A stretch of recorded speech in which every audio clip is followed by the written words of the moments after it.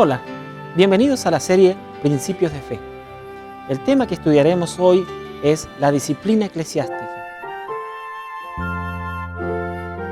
Y puede ser definida como el conjunto de procedimientos y acciones basadas en la Biblia que se llevan a la práctica en la Iglesia para prevenir, desalentar y corregir las prácticas pecaminosas de los miembros y líderes. El pecado es la raíz de las mayores desgracias y el principal factor de infelicidad y frustración en un creyente. La expresión caer en pecado en la Biblia denota una situación ocasional, inesperada y del todo ajena a la experiencia normal de un verdadero Hijo de Dios. Anticipando esa situación, el apóstol Juan nos dice en un lenguaje muy afectuoso en su primera epístola, capítulo 2, el versículo 1, lo siguiente: Hijitos míos, estas cosas os escribo para que no pequéis. Y si alguno hubiere pecado, abogado tenemos para con el Padre, a Jesucristo el justo. Ya muy diferente es hacer del pecado una práctica habitual, sistemática y consciente. A esto llamamos vivir en pecado. Esta es la condición normal de un inconverso, pero es inadmisible que sea la conducta de quien dice ser cristiano, o peor aún, de un líder de la iglesia cristiana. Pablo les dice a los hermanos corintios en su primera epístola, capítulo 5, versículo 1, lo siguiente: Más bien os escribí que no os juntéis con ninguno que, llamándose hermano, fuere fornicario, o avaro, o idólatra, o maldiciente, o borracho, o ladrón. Con el tal ni aun comáis. Si el pecado es tan grave, entonces, ¿qué debe hacer la Iglesia? La respuesta es disciplinar. Lamentablemente, la expresión disciplinar ha sido mayormente mal interpretada. En ciertos contextos, la disciplina es únicamente sinónimo de castigo o coerción. Hay incluso organizaciones religiosas en las que no se aplica, por temor a que la hermandad abandone la Iglesia. Pero aplicada de la manera que Dios enseña en su palabra, es lo más saludable para la Iglesia y membresía. Veamos lo que la palabra de Dios enseña respecto a la aplicación de la disciplina. El pasaje más esclarecedor acerca de la disciplina en la Iglesia y cómo debe ser realizado el procedimiento lo constituye Mateo capítulo 18, versículos 15 al 17. Por tanto, si tu hermano peca contra ti, ve y repréndele estando tú y él solos. Si te oyere, has ganado a tu hermano. Mas si no te oyere, toma aún contigo a uno o a dos, para que en boca de 2 o 3 testigos conste toda palabra. Si no oyere a ellos, dilo a la iglesia. Y si no oyere a la iglesia, tenle por gentil y publicano. Notemos que el fin último que se busca es ganar al que ha pecado. En otras palabras, la disciplina ve al pecador como alguien que debe ser restaurado, corregido y devuelto a la comunión de la Iglesia. Podemos denominarla disciplina preventiva o correctiva. Pero cuando no se logra esta meta, por una actitud deliberada del pecador, la disciplina se convierte en punitiva, desencadenando la marginación del pecador no arrepentido de la comunión de la Iglesia. En segundo lugar, se notan claramente las etapas que han de seguirse en un proceso de restauración o marginación disciplinaria. Jesús propone una primera conversación personal y en privado con el ofensor, para reconvenirle por su actitud y ganarlo, como nos dice en el libro de Levítico, capítulo 19, versículo 17. No aborrecerás a tu hermano en tu corazón, razonarás con tu prójimo para que no participes de su pecado.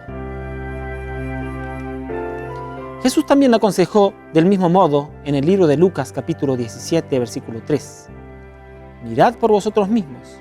Si tu hermano peca contra ti, repréndelo. Si se arrepiente, perdónalo.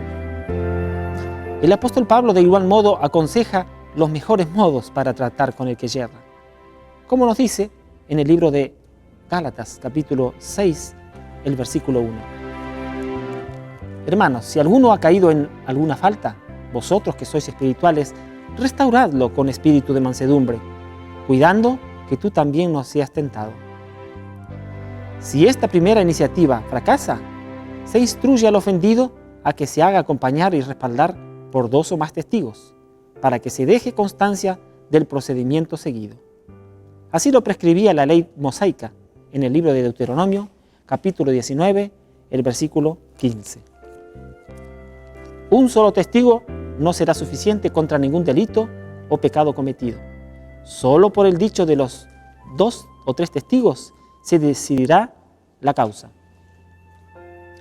El mismo principio es recordado por el apóstol Pablo en el libro de Corintios, capítulo 13, versículo 1, y nos dice: en boca de 2 o 3 testigos se decidirá cada caso. Si persiste la actitud del pecador de no querer oír la reprensión, Jesús enseña que el caso ha de ser dado a conocer a la iglesia. Esto no es un castigo, sino una manera de proteger el testimonio de la iglesia, evitando la mala influencia del pecador. Y si esta medida extrema aún no tiene éxito, entonces no queda otra opción que la marginación del ofensor, según aconseja el apóstol Pablo a los tesalonicenses en su segunda epístola, capítulo 3, versículos 6 y 14. Pero os ordenamos, hermanos, en el nombre de nuestro Señor Jesucristo, que os apartéis de todo hermano que ande desordenadamente, y no según la enseñanza que recibisteis de nosotros. Si alguno no obedece a lo que decimos por medio de esta carta, a ese señaladlo, y no os juntáis con él para que se avergüence. Una cuestión que a veces resulta compleja es la indicación de la palabra de Dios que nos instruye a aislarnos del pecador no arrepentido. En ocasiones hay personas que se solidarizan inapropiadamente con él, añadiendo un nuevo foco de tensión en la comunidad. En otros casos, la hermandad actúa de manera insensible y poco misericordiosa. Una actitud equilibrada en este asunto nos la provee el apóstol Pablo en su segunda carta a los tesalonicenses, capítulo 3, versículo 15, de la manera siguiente: mas no lo tengáis por enemigo, sino amonestadle como a hermano. Cuando el procedimiento antes descrito no rinde los frutos esperados, la Iglesia debe considerar seriamente la posibilidad de apartar al pecador de la comunión de la Iglesia, como lo establece Pablo en la primera epístola a los Corintios, capítulo 5, versículos 4 y 5.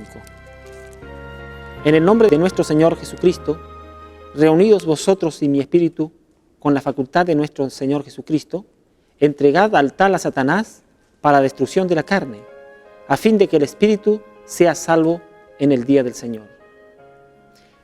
Para muchas personas, la expresión excluir tiene connotaciones demasiado fuertes y prefieren no emplearla. No obstante, estrictamente hablando, la Iglesia solamente confirma algo que el pecador ya ha decidido con su actitud no arrepentida: aislarse de la comunión de la Iglesia. A manera de resumen, y con la finalidad de alcanzar mayor precisión, presentaremos 4 razones que justifican la implementación de medidas disciplinarias permanentes en la comunidad cristiana. La disciplina eclesiástica es necesaria, primero, porque la Iglesia debe elevar el nivel moral de la sociedad. Pablo le escribe su primera carta a Timoteo en el capítulo 3, versículos 14 y 15, para instruirle acerca de cuál debe ser su conducta. Aunque tenía la esperanza de ir a verlo personalmente, le señaló que ante un eventual retraso en su viaje, le enviaba esta carta con el objetivo de que supiera cómo actuar en la iglesia. Y dice así: y si tardo, sepas cómo debes conducirte en la casa de Dios, que es la iglesia del Dios viviente, columna y baluarte de la verdad. Cuando compartimos con Pablo esta imagen de la iglesia, columna y baluarte de la verdad, resulta sencillo entender todas las indicaciones bíblicas que nos imponen a los creyentes la responsabilidad personal y corporativa de vivir en santidad. Con una brillantez digna de mención, nuestro Señor increpa a sus seguidores, planteándoles que son la luz del mundo y la sal de la tierra. Por lo tanto, el testimonio de pureza y lucha contra el pecado ha de ser el principal patrimonio de los seguidores del Señor. Por ello, la solemne declaración que encontramos en el libro de Levítico, capítulo 20, versículo 26, que debe hacernos reflexionar, y nos dice así: habéis pues de serme santos, porque yo soy Jehová, soy santo, y os he apartado de los pueblos para que seáis míos. Levítico capítulo 20, versículo 26. Nuestro mensaje de santidad deja de ser creíble y válido si la Iglesia no vive en santidad. Por eso la disciplina eclesiástica no es algo opcional, sino esencial y necesaria. Segundo, porque el testimonio de la Iglesia fortalece la evangelización. De nada sirve que prediquemos la verdad si no la vivimos y no somos ejemplo para el mundo. Además, cuando un pecador no arrepentido y que desea seguir en el pecado no es amonestado y disciplinado, trae tinieblas y maldición a la Iglesia. Recordemos las consecuencias que trajo al pueblo de Israel el hecho de que Acán, de manera secreta, tomara del anatema. La maldición de Dios fue sobre toda la nación y solo hubo bendición nuevamente cuando Acán fue eliminado del pueblo. Este hecho está registrado en el libro de Josué, el capítulo 7, los versículos 25 y 26. Josué le dijo: ¿por qué trajiste estas desgracias sobre nosotros? Ahora que el Señor haga caer sobre ti la desgracia que nos trajiste. Dicho esto, todos los israelitas mataron a pedradas a Acán y a los suyos, y luego los quemaron. Después pusieron sobre él un gran montón de piedras, que todavía sigue en pie. Por eso esta razón se llama todavía ese lugar Valle de Acor. Así se calmó la ira del Señor contra Israel. Tercero, porque la disciplina eclesiástica produce frutos deseables.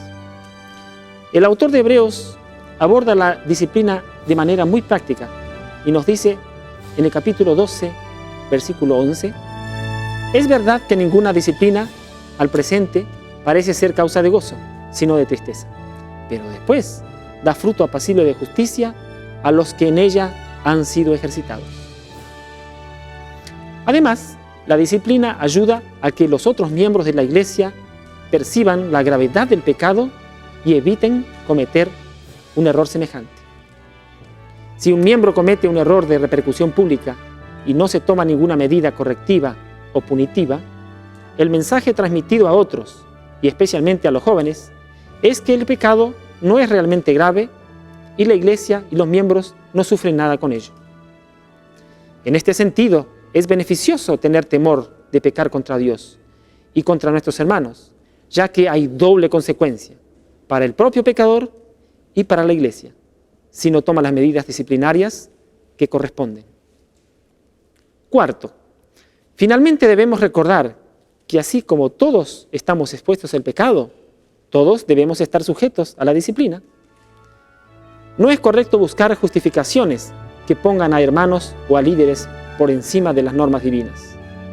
Una actitud complaciente con el pecado no se condice con las enseñanzas bíblicas, ni con el ejemplo que nos dio el Salvador. ¿Quién pudo decir con toda verdad lo que nos dice en el Evangelio de Juan, el capítulo 8, versículo 46? ¿Quién de vosotros me halla culpable de pecado? Ni siquiera el rey David, hombre que según Pablo era un varón conforme al corazón de Dios, se escapó de la disciplina como consecuencia de su pecado. Esto nos enseña que todos podríamos deslizarnos y caer. Entonces, ¿por qué no abrazar con humildad la reprensión del Señor y dejarnos moldear por el divino alfarero? Queridos amigos, no tengamos temor de promover e institucionalizar la disciplina eclesiástica. Al presente no es motivo de gozo, pero a la larga acercará a la Iglesia al ideal que el Señor espera, que seamos un pueblo santo y apartado del pecado. Dios quiere y puede ayudarnos a alcanzar ese blanco. Les invito a que oremos en este momento. Querido Padre Celestial, te agradecemos infinitamente por habernos hecho comprender este importante tema. Gracias, Señor, porque tú nos haces comprender la necesidad de la disciplina cuando por yerro caemos en pecado y es necesario que se nos reprenda para que podamos corregir nuestros errores. Te pedimos, Señor, también a aquellos que están en el pecado para que puedan despertar de la triste condición en que se encuentran y puedan así también ser rescatados a tu redil. Concédenos tu gracia y que tu Santo Espíritu siempre nos alumbre, nos haga entender nuestra condición y así también podamos ayudar a aquellos que aún no entienden este tema. Te lo pedimos, Señor, y agradecemos en el santo y buen nombre de Jesús. Amén. Feliz el día en que escogí servirte, mi Señor y Dios. Preciso es que mi gozo en ti lo muestre hoy con nombre y voz. Soy feliz, que en su favor me gozaré.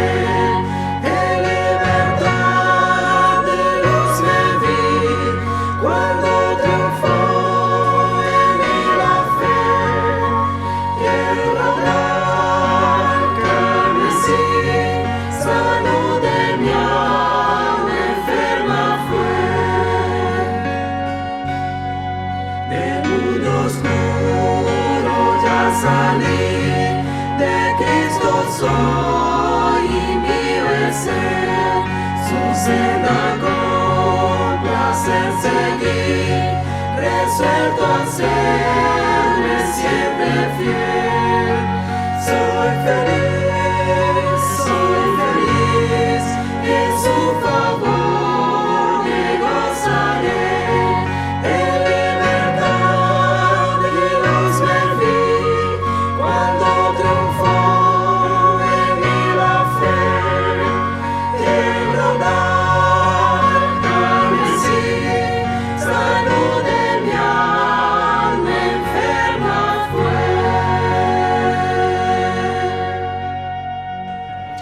Bueno, me despido deseándole las más ricas bendiciones de Dios y que su Santo Espíritu grabe en nuestra mente y corazón los temas que hemos estudiado juntos.